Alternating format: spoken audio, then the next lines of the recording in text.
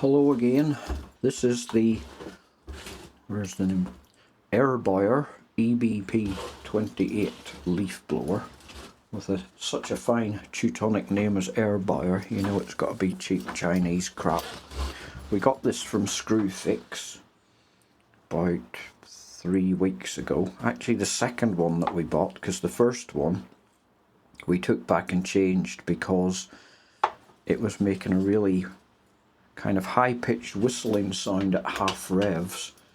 It wasn't there idle, but it was there as you revved it, and then it went away again at full revs. And I thought, that sounds a bit bearing-y maybe. So we took it back and exchanged it for another one, which does exactly the same thing.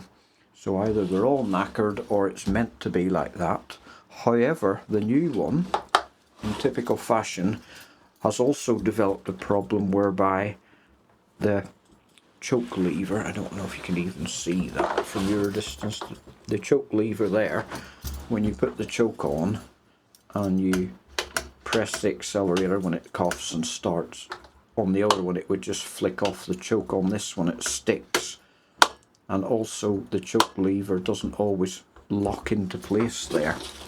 So because I was going to actually do a review of this and say that for the price, I think it was about 140 quid when we bought it. It seems to be one of those things that's on permanent special deal at Screwfix. So it always says recommended retail 180, but they're doing it for 140. When it was working and when the previous one was working, they're actually really good. They claim 200 miles an hour wind speed. And it certainly, you know, for the price and the size of it, it generates plenty of puff. However, I have slight concerns about the build quality, what with both the previous one and this one making this kind of quite high-pitched whistling sound at mid-revs, and also on this one with the choke lever. See, it's just, a lot of the time it just flicks back to open again and it won't stay on closed.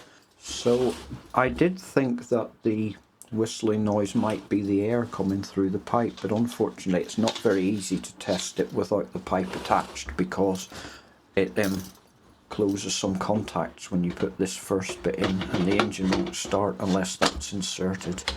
Now, it wouldn't be impossible to bypass that, but as I say with the first one, because we'd only had it about a week and used it a couple of times, we just took it back to Screwfix again.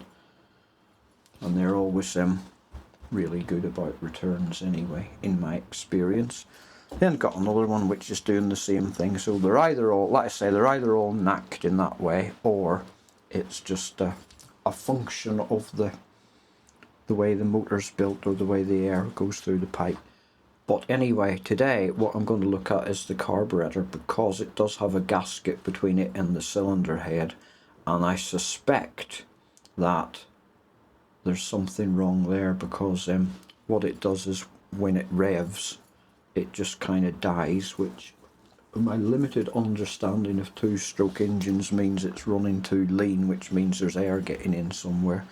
And seeing as it's we've not really done anything to it apart from me fiddling a bit at the carburetor, but not adjusting anything on it, just to see the choke lever, how it actually worked.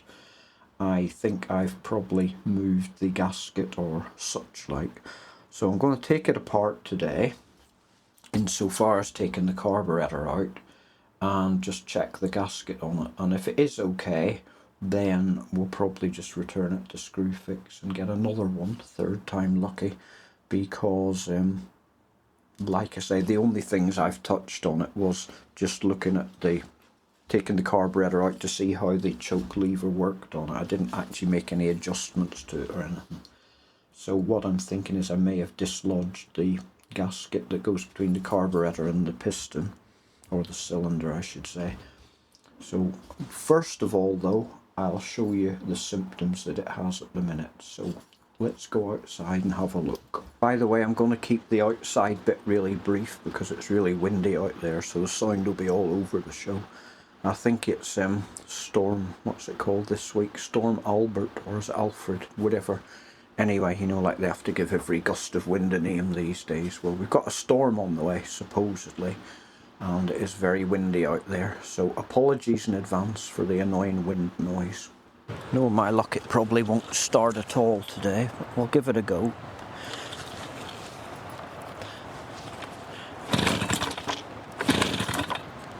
See, choke levers come off already.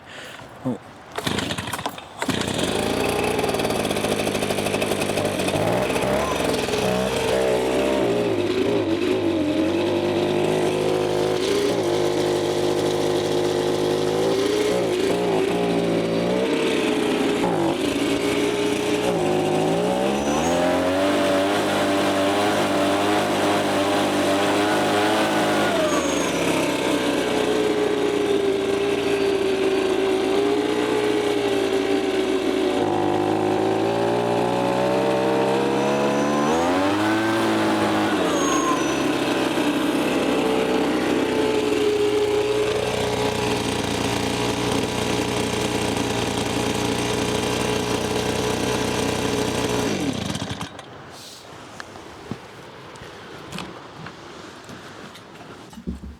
So there you have it.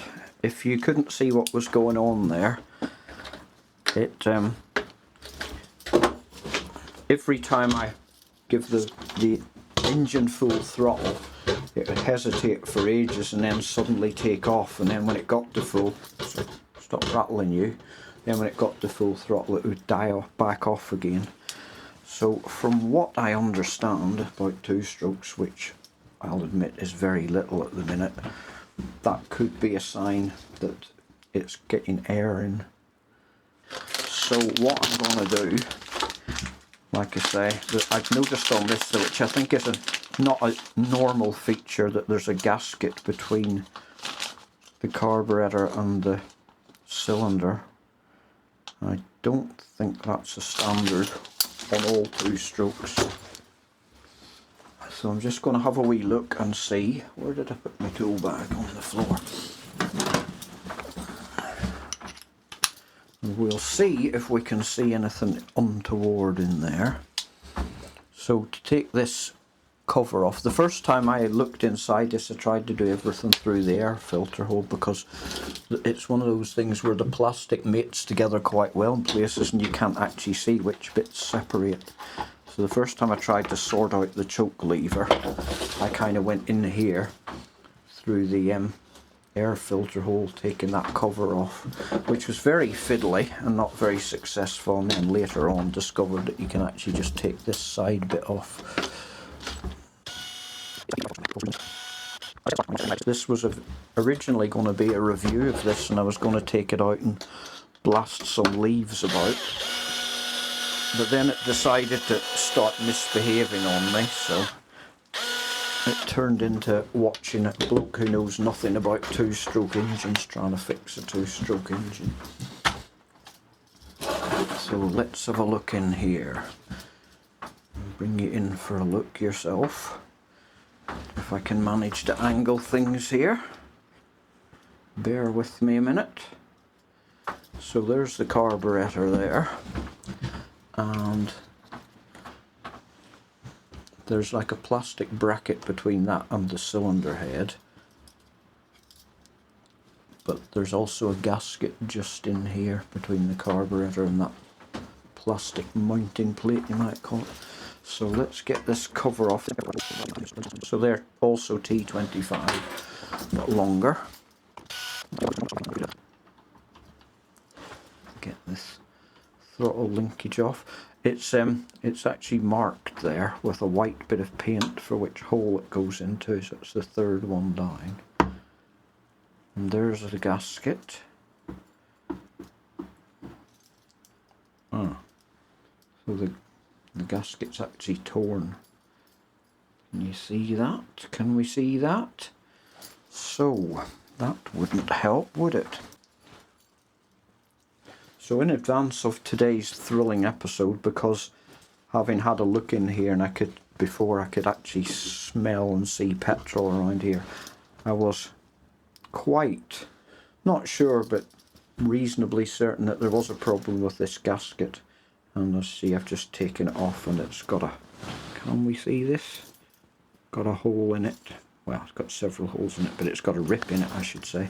So in advance of this, I did actually go on the Kingfisher website, who are the people behind Screwfix, I presume, and behind this. And for this, let's again get so you can see it, this tiny piece of paper, $4.99 I think it was, or was it even $5.99? I'll put the thing up down there. And as if that wasn't taking the piss enough, $6.99 postage for that. So I thought to myself, I'll make my own gasket, which I'm going to do now, if I can remember where I put my gasket paper. Where did I put my gasket paper? Under here somewhere. There we go. By the way, I got this gasket paper off eBay. Move you out of the way a minute, lad. It was so I think $4.99 or $5.99 for that gasket, or you could get 5 A4 sheets of different thickness of gasket paper for $4.99 or $5.99, whatever, on eBay with free postage. So that was what they called a no-brainer.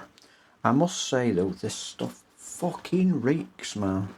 You're lucky they haven't invented smell-o-vision yet, because you wouldn't believe how smelly this is. Apparently it's impregnated with gelatine, or is it pronounced gelatin, whatever they make from boiling up dead animals anyway, and it absolutely whiffs. This is my really precise method for seeing what thickness I need. I'd say that looks about right. Oh, I haven't really told you the plan yet. So what I'm going to do is I'm going to make a gasket and put it in and try that, and if that works, whoopee-doo and all that, cutting mat. And if that doesn't work, then I'll put the old gasket back and take it back to Screwfix and get another one, which may sound a bit nasty, but I wouldn't have had to manoeuvre around the gasket and the carburetor in the first place if it had worked properly. Speaking of which, let me bring you in again here, just sorry I keep sidetracking today, and get you pointed in the right direction again. Right, so here's the carburetor, and this is the choke lever. You can see the choke closing there. Okay, and if I can swivel this round, I don't know if I can do this. I don't want to start taking the fuel lines off and everything, so I just have to try and swivel it as best I can. But when I close the choke, you see that there's the throttle lever, and what I think is meant to happen is that the choke's meant to slightly go beyond that, and then when you release the throttle it's meant to spring back again, but it's not doing what it's supposed to do. I probably didn't explain that very well. It kind of looks obvious when you look at it here. You can see that it's held up. It would be held up by the throttle lever. It's on a spring, so it springs back naturally, but if the throttle lever was just slightly further across there, the throttle lever would be behind it, and then when you work the throttle, that would go up and that would drop back down again. And I think that's how it's meant to be set up, but it's obviously slightly misaligned. I think what needs to happen, again if I can turn it round, is that wee catch thing there needs to just be rotated slightly more that way, but unfortunately it's riveted on by the look of things. It doesn't have a screw that you can adjust it, so I don't really want to start twisting it in case I break it and then we're knackered. So yeah, I think while we're here I'll try a new gasket, see if that fixes the not revving problem properly. But we might end up taking it back to Screwfix anyway because of this dodgy choke lever. So let's put you back where you were again. I'd rather err on the side of it being slightly bigger than it needs to be on the outside than slightly smaller. So let's try that again. No need to be stingy. We've got a whole A4 sheet here.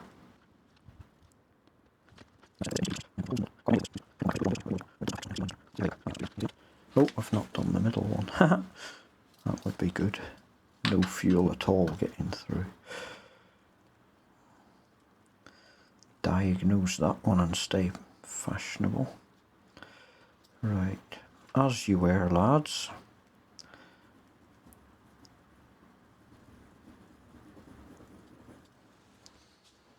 There we go. One pseudo gasket. Let's put that one somewhere safe. Now, to make the holes, the wee ones anyway, I've got this old hole punch which is still taped together from when I put it away last, which was many moons ago. So let's see. What size would they be? Oh, I could try it on the actual thing, couldn't I?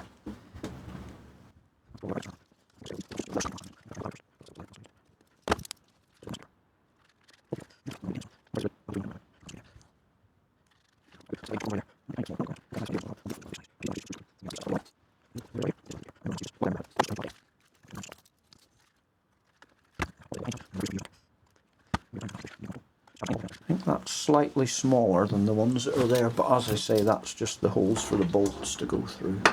So I would imagine not hypercritical. Now, I did bring a craft knife out with me to cut the rest of it out.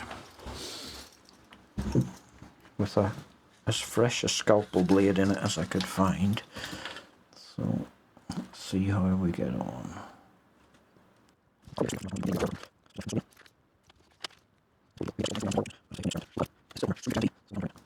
Right, I'm going to have to get my torch out here because I can't actually see the line on top of the print.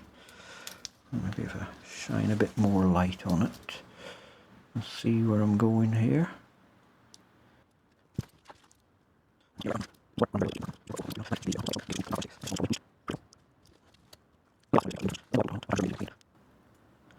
I've noticed videos where people upload themselves making a complete cock of things though.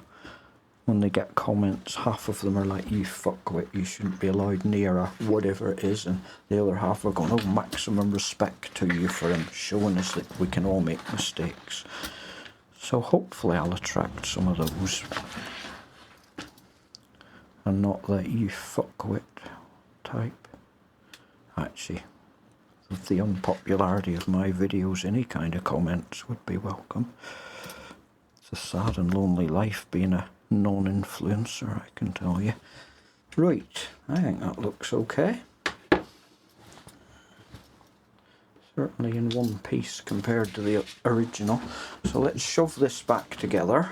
I may have to adjust you again, camera angle wise. So hold on a wee minute. Back with me. Good. Okay, so here's the old and new gaskets. If we can even see that. With my stupid paw in the way. So we'll see what happens anyway. It's worth a go, isn't it? To avoid the hassle of having to go back to Screwfix again and say, look, this one's fucked, can we have another one? That looks okay. Alright, so where's my screws going? For fixing it. Oh, we need that plastic cover as well for the air filter. Right, yes, I remember this. It's a bit of a pain in the arse to get in. Right, let me think here. Don't put me under pressure with your expectancies. Where have I put that? Oh, there it is. Right, yes. Okay. Come on, get in you. Right. We are ready to rumble.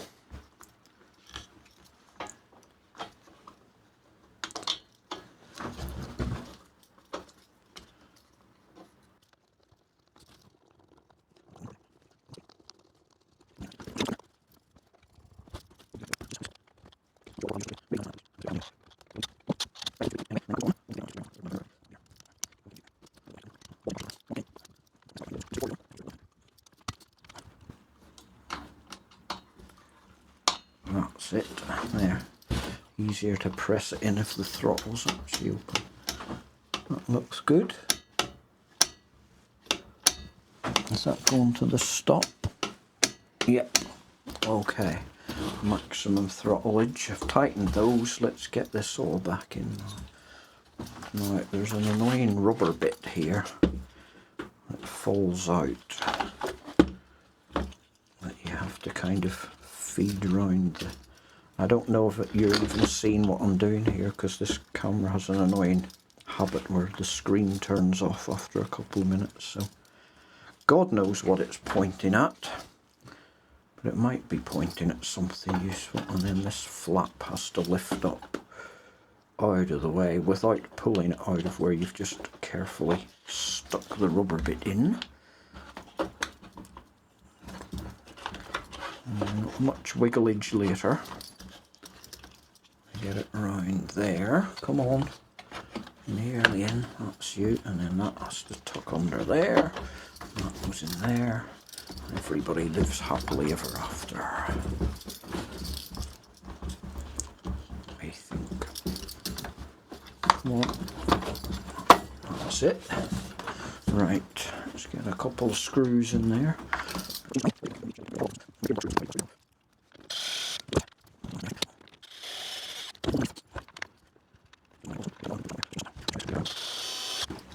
And then last but not least, that was it. 3 screws all tight. This is tight.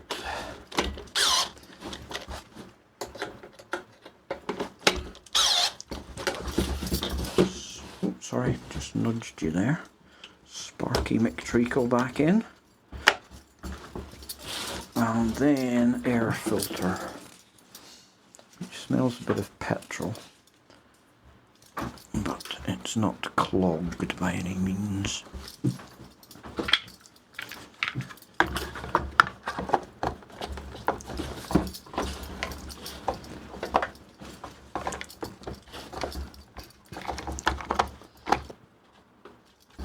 This I don't think it's precision engineer. Oh, I meant to say, by the way, when I opened this up and took the carb out, I forgot to show you, but it is actually a Walbra carb, which I think is quite a good brand of carburetor, and people sometimes upgrade other tools to put a Walbra carb in, so I'll put the number up underneath when I remember. I can't think what it was offhand at the minute. I think that's in now. Nope, it's still got a bit sticking out there. Come on. Stop being awkward. That's you now. Right, quick. Before it changes its mind. There we go, all back together. Right. That's a bit annoying because it's bloody pissing it down at the side now. Just as we got to the exciting bit where we can see whether I've made it worse or not, which I probably have, but we'll try and do something anyway. I suppose I can open the shed door and point you outside while I stand out in the rain and do it. Although you are an action camera, so you're meant to be able to cope with this kind of thing.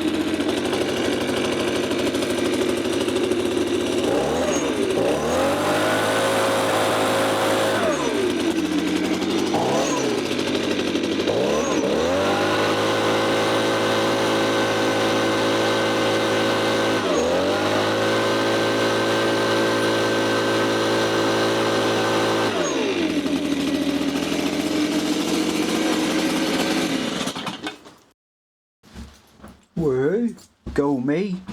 Did you hear that? Accelerating like a good one. So, it was the gasket. So that repair cost me these were 5 for a fiver. It was £1 a sheet, so what's that out of a quid? About 10p, 5p. So that repair cost me 5p as opposed to buying the new gasket for 5 or 6 quid. I think it was £5 and £7 postage. That would have been 12 quid. 5 and 7's 12. See that, Mr. Stinson, my old maths teacher, still in there. Yeah, so 5p repair as opposed to 12 quid. I'll take that. Now, the question is, having done all that,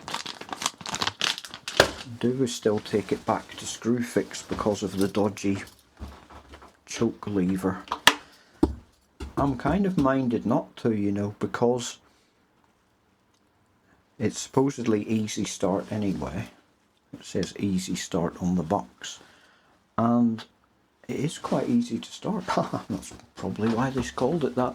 No, but it actually is easy to start. I mean, when I started it the first time there, it had just been sitting in the shed for about, when was the last time I used it? Probably a fortnight ago. And I just took it out, and I even forgot to prime the bulb, and it fired up like after 2 or 3 pulls. So I think it is actually quite a nice wee machine.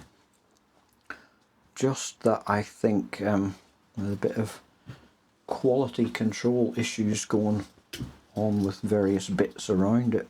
But I think inside there is a semi-decent machine. And yeah, it runs alright, and it's got quite a good bit of puff on it, which I will not demonstrate now because 1, it's getting dark, and 2, it started raining out there, and I know you're Nesh and you don't like getting wet, so we'll leave that for another day. So this can be just a fix it video, with the slight caveat that what I fixed was probably something I broke in the first place. But hey ho, every day's a school day. My first 2-stroke engine repair. This is a proud moment. So could we all just bear that in mind before you comment on what an idiot I am. Yes, I'm waffling now because I can never think how to end these things. So let's just say cheers for watching and bye.